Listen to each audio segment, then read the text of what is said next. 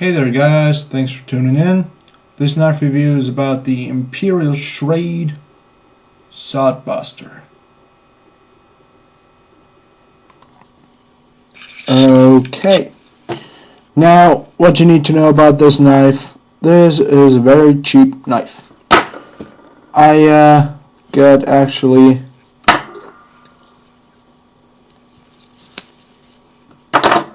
three of those. Yeah, that's all of them. There are no more.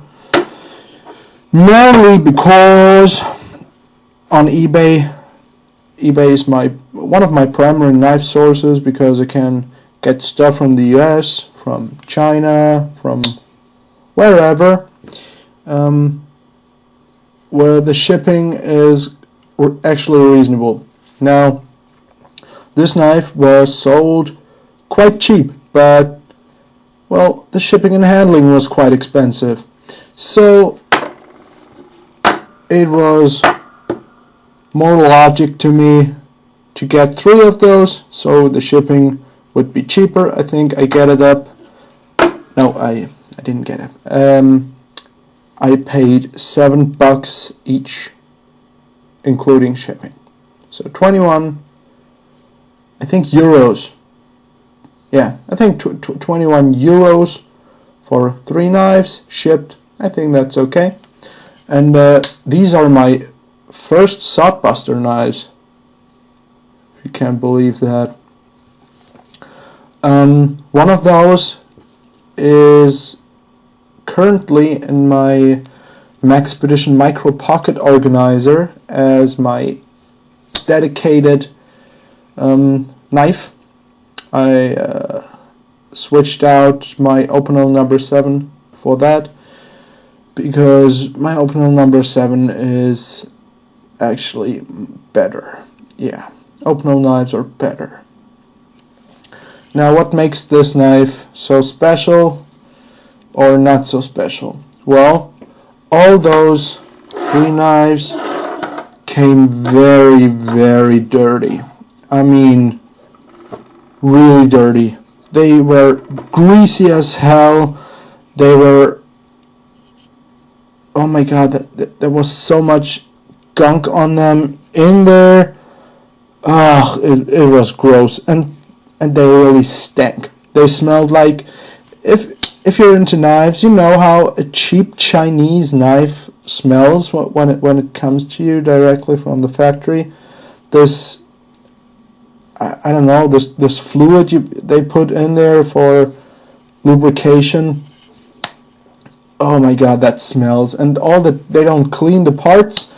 They put it together, those dirty parts, and put this lubricant in it, and it gets just nasty. This gunk was really nasty. Wait, let me see if I have a flashlight here so you can see inside. This is my trusty Phoenix E01. I don't know if you can see anything. Can you? Well, it's been cleaned out, but if I would stick a toothpick in there, it will still be dirty. So this is model number IMP 22 Yankee. Okay, it says Imperial on the blade, and this one is actually not dirty down there. I don't know what it is. Oh well. The blade itself, let me get a measure.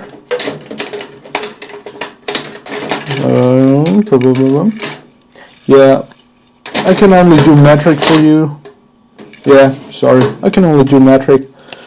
Right now, the cutting edge is about 6.7 millimeters.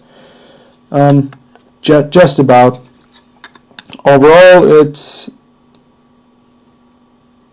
about 15.5 centimeters. The spring retention with those knives is different. This one is very stiff. This one not so much. and this one is very stiff also. It's great when you have it in open position, so it doesn't really, this one is, yeah, not so stiff. It doesn't close on you as easily, but come on, if you have a slip joint, do you really cut like this? No, you don't.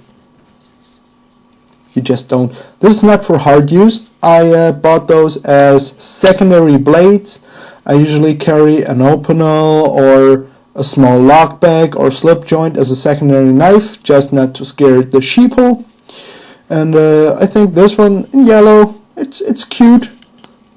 And if I have to hand a knife to somebody, this one they can thrash on. This one they can pry. Okay, not exactly pry with, but it's fine if they would ruin that. And everybody can open a slip joint really and close it.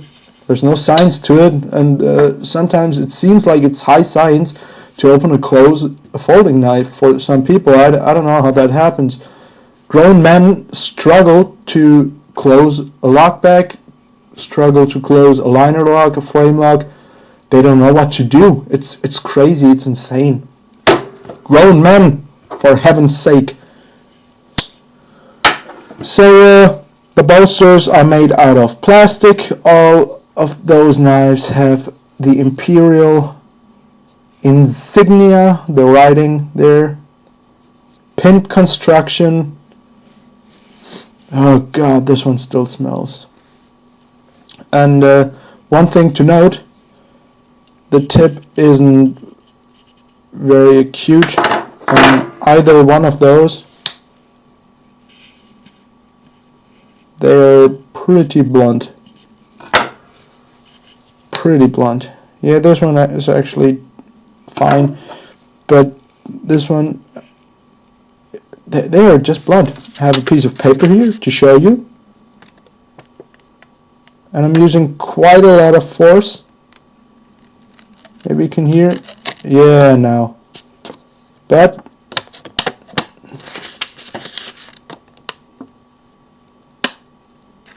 yeah, it's just too blunt.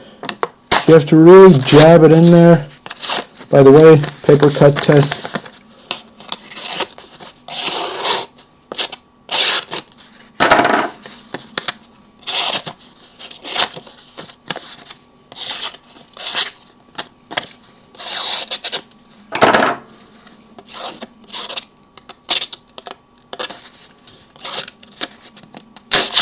Yeah,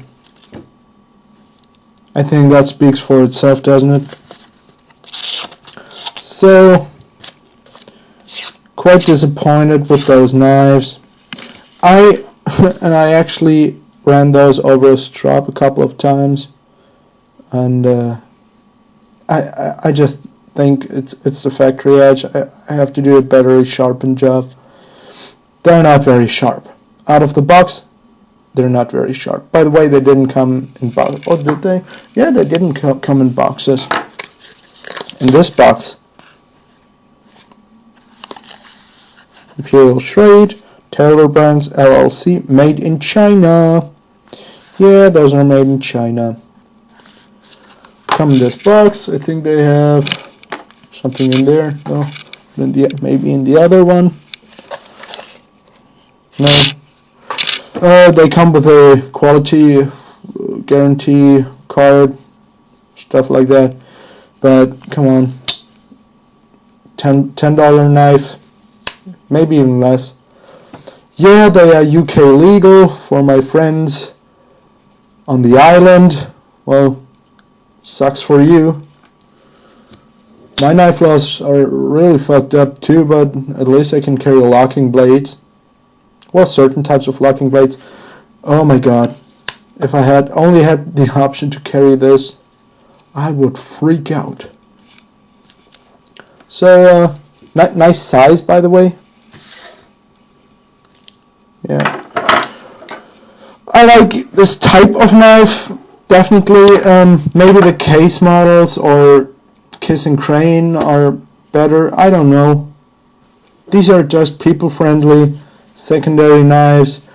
If you sharpen them up, I think they're 440 steel. They will perform fine. Of course, they will dull on you.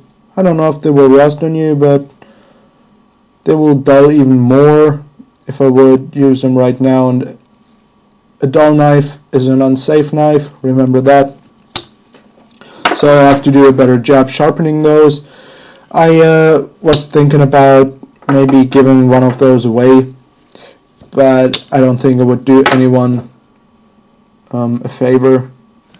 And shipping to the US, where most of my subscribers are and most people that watch my videos, would be from here actually more expensive than the knife itself. So I will not do that. Maybe I will give one to my dad or something.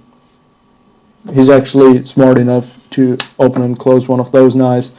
He's not a knife person. I don't know where I got it from. Maybe from my grandfather. Well, thanks for watching. Thanks for listening to the rambling in the end, and the beginning and the middle. Again, thanks for watching. Have a good night. Don't buy this knife if you don't have to. Goodbye.